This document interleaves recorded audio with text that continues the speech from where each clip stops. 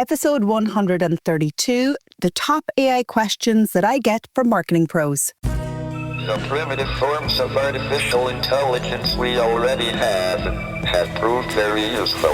AI is a golden opportunity. How do we ensure that this technology is regulated?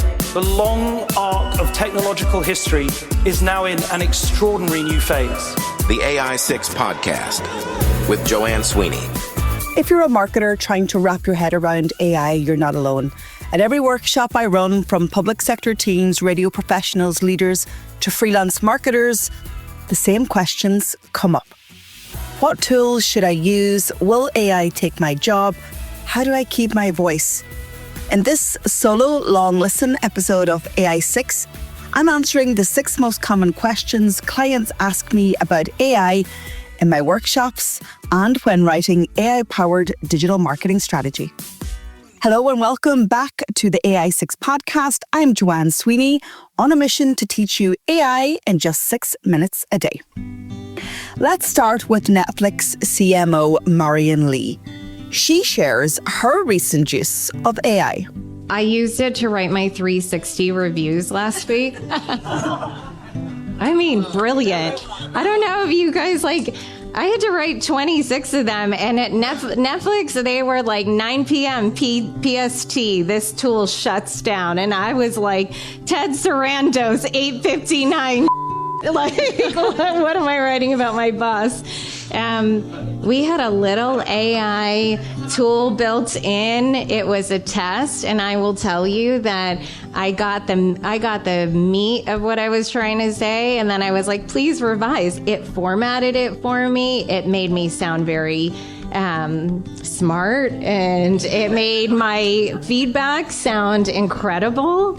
And as long as you're using it as a tool to help like personal productivity, for me, it's like all day long. Like what do I need more of? I need more time all the time. And so like, how am I going to get through 26 reviews? I literally just finished on Friday. I truly believe there's a mindset shift required before we actually dive into practicing and applying AI across our businesses and organizations. Thinking critically about where the value is and also discovering how we can test, implement and scale as a team is vital. This is transformation in practice. And with change comes questions, pushback, fear and hesitation. Gihan Pereira talks about this. He describes it as people-powered AI. So it's about being excited and curious and appropriately cautious around it. And that's why the people side of it is so important. So let's dive into the frequently asked AI questions that I am getting and have been answering for over a year and a half now. The big one, of course, is, will AI replace my job? The short answer is not if you evolve and lead in the AI age and become equipped with the skills and the knowledge to apply it. So what do you need to do? Well, understand how AI can add value for you.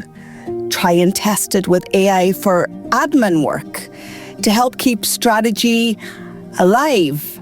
Brainstorm with your teams and ideate, but always remember that the creative element is human-led and the editorial oversight comes from your lived experience and that expertise. What AI tools should I use is a common question. I think you should start with the most obvious and the most used one, which is ChatGPT. It currently has 800 million users. And starting to practice and use that, the free version will work absolutely fine.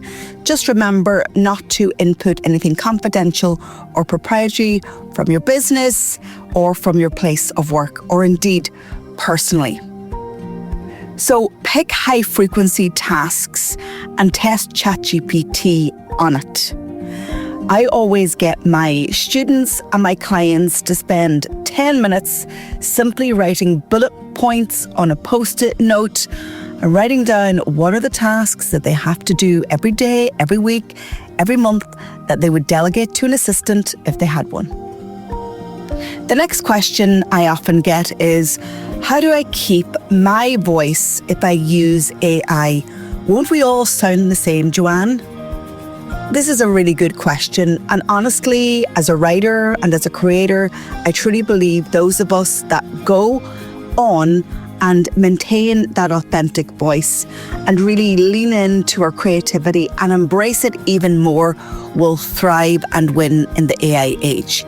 But that's not to say that the AI tools cannot help us, because if you're a natural writer, if you're a great communicator, if you are creative in nature, then your prompts and your inputs are going to be dramatically different to somebody who just wants AI to complete mundane tasks.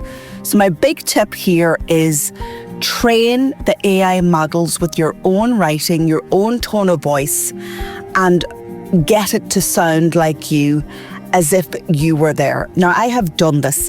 I have created the AIJ Public Sector Marketing Assistant. And this piece of AI technology has been trained in all of my books, podcasts, training courses, publications, videos, webinars. It's currently being tested by a focus group of my public sector marketing clients. And of course, I'll share it with you guys when it's ready to go out to the world. And you can tell me if AIJ actually sounds and delivers knowledge and intelligence like me. The next question that I often get is it okay to use AI at work? So one phenomenon that we've become more aware of is called shadow AI. And this is where staff members are using AI at work without any policy or guardrails in place. This isn't a bad thing. This means that your staff are curious, interested, and actually leaning into the technology. So please view it as a positive if you're a leader. And in fact, I would say if you're a leader and shadow AI is a thing in your organization, you need to catch up. So what to do? Always ask the question, what is our organization's stance on AI? Be the first person to spark these conversations. Don't feel shame or do not take blame. In fact, point to the national AI strategy in your country, because all countries have one at this stage. And really ask your organization what their plans are for AI. Because honestly, not being AI equipped means that competitiveness is going to be eroded in your business or in your organization. Another question I often get is, can I trust what AI gives me? The answer there is simply no. You should be using it, especially in a work context, to add value to what you're doing, to help you brainstorm, ideate, format, uncover new ideas because you're having a two-way conversation with the model. We know that the large language models, the LLMs, can hallucinate. So always review critically anything that it's given. Always ask it for its sources, double check those sources. I tell you, my journalism training comes into great use when using AI. So always fact check and apply your critical judgment. So where should I start is another question that I get. So my advice here is pick one small task and then build momentum by introducing AI, even into your everyday life. Start with asking it to summarize documents, prepare drafts, or brainstorm with you. And by just making it a habit, your competency and then ultimately your confidence will grow. The next question I'm going to tackle is, how do I integrate AI without breaking our brand? It's a great question. People are really scared of diluting their brand voice, compromising their brand reputation by being seen to use AI and maybe errors going out in public. And what I would say there is you got to train the models. train it in your brand tone, use prompt templates based on the models being trained, and give your staff guides. So a small working group could work on that before you scale it across your organization. So very many organizations build brand prompts that align with their brand identity, align with their visuals, and also with their tone of voice.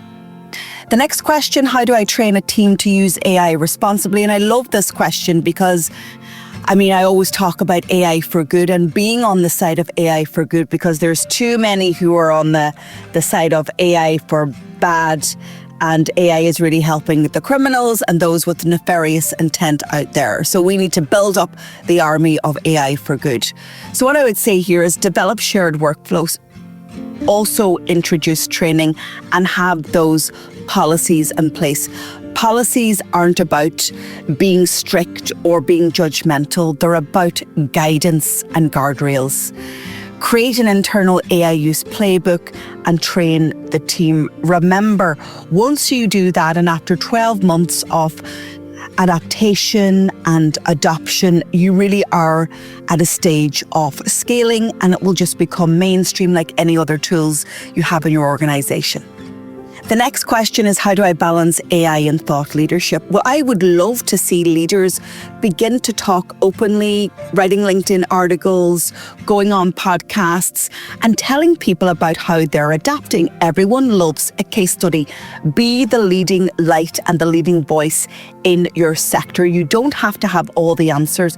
People just want to be informed by peers in their sector. And that's why I do it for my community in marketing, comms, leadership, and in media. So use AI to shape ideas, but publish your own unique takes, and don't be afraid to be open and transparent. Don't gatekeep when it comes to AI. We're all learning together. The next question, how can we measure AI's real return on investment? I love this question, and this is a really smart and strategic question.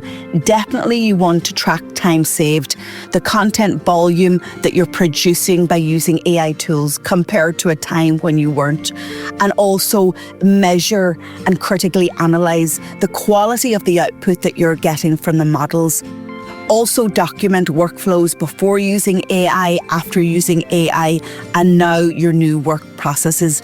Use those benchmarks, the before and after AI integration. They provide great case studies and inform cross-departmental teams as well as leadership. The next question, how do we stay competitive if everyone uses the same tools? Well, differentiate with strategy and with your own unique proposition and your tone of voice, and not just the tools. The tools aren't going to differentiate you, but how you leverage proprietary data and brand voice is. And that's what I'm doing in my business. I am leveraging all the knowledge that I have in my business over 15 years and using AI to help me to productize it, but also to scale my presence and my positioning in the AI age. The next question, what guardrails should we put in place before scaling AI? Great question. Create clear policies, create approval flows, and also do some training with your teams on the ethics and the principles of AI for good. Just make sure that they understand them. I always say writing a policy isn't equipping your team. I mean, who reads policies? You need to turn policy into practice. You need to allow them to have time to practice, to get it right, but also to get it wrong and to learn. So define what ethical use is, have those departmental case studies, have disclosure standards, but also those guardrails and those limits. Final question, is using AI cheating? No, it's not. You are really leaning into the power of technology to have assistance and to automate mundane, repetitive tasks, and also to scale the brilliance that you have in your team. Reframe AI as a creative amplifier, not a shortcut. Are there any other questions that you have that you'd like me to answer? Did you know you can actually send me a text via the AI6 podcast on Spotify? I check it every day, and if I see your question there, I will definitely answer it on the podcast. And if today's episode sparked something for you, maybe you're ready to bring AI into your workflow but want to do it with intention, creativity and clarity, here's how I can help. I run workshops, keynote sessions, leadership briefings and in-house training designed to help marketing and comms teams use AI tools with confidence. So whether you need help building prompts, planning workflows, training on the tools or creating an AI policy or a future-proofed AI-powered digital marketing or communication strategy, I can help you out. I tailor everything to your brand, your audience, and your goals. You bring the questions, the strategic objectives. I bring the tools, the training, the know-how, and the real-world use cases. If you're a public sector organisation, go over to publicsectormarketingpros.com, book a call in my calendar. If you're a private sector or a radio station, you can book a call with me at digitaltraining.ie. I'm Joanne Sweeney. This is the AI6 podcast. I will talk to you on the next episode.